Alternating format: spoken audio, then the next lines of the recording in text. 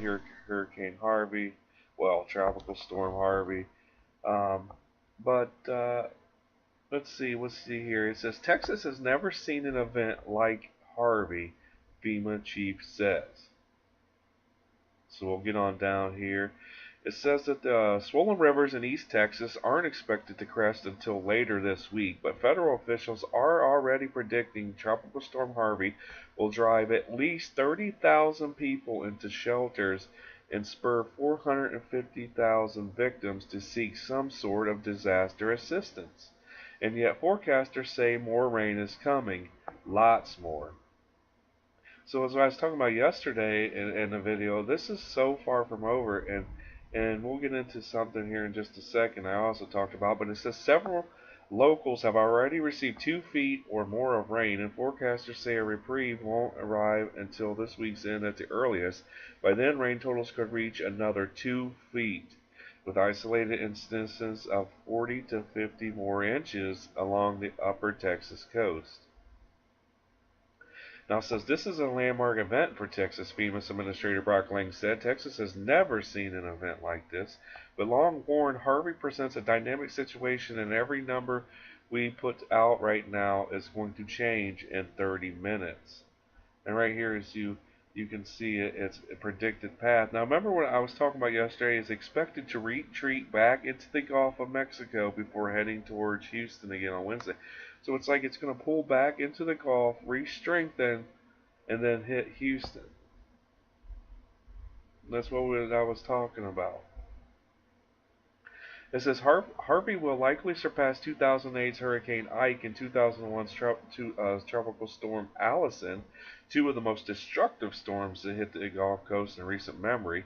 He said around 13 million people from Corpus Christi to New Orleans were under flood watches and warnings as of Monday morning as Harvey's storm bands repeated pummel the same areas, because it's just kind of hanging over this same area, and it's going to for another couple of days. Um, let's go on. Let's take a look at the latest developments real quick. It says the average annual rainfall in Houston is 50 inches. The city has already seen 25 inches of rain in 2 days, and another 25 could fall by Saturday. They could see a year's worth of rain in just a weekend.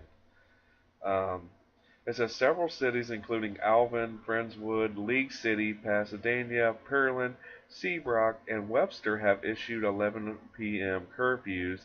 Mandatory evacuation order was issued for areas along the Brazos River in Fort Bend County. Dallas is also opening a mega shelter capable of accommodating 5,000 evacuees at the Kay Bailey Hutchinson Convention Center, and that was by Tuesday morning. The Houston Independent School District has canceled school for the week for 215,000 kids. Energy provider CenterPoint says 6% of its Houston customers do have power, but more than 93,000 are still without electricity as the company crews experience difficulty reaching the affected areas. It says the storm has also killed 2 people in Texas, a woman in Houston and a man in Rockport, but they're afraid that death toll may continue to rise. So, I'm just going to leave it there. But thousands have been rescued here. You can see some of the pictures of the devastation and the damage. It's my thoughts and prayers go out to everyone in this area. And as we scroll through these pictures, this is just the beginning. I mean, look how deep. And it's so far from over.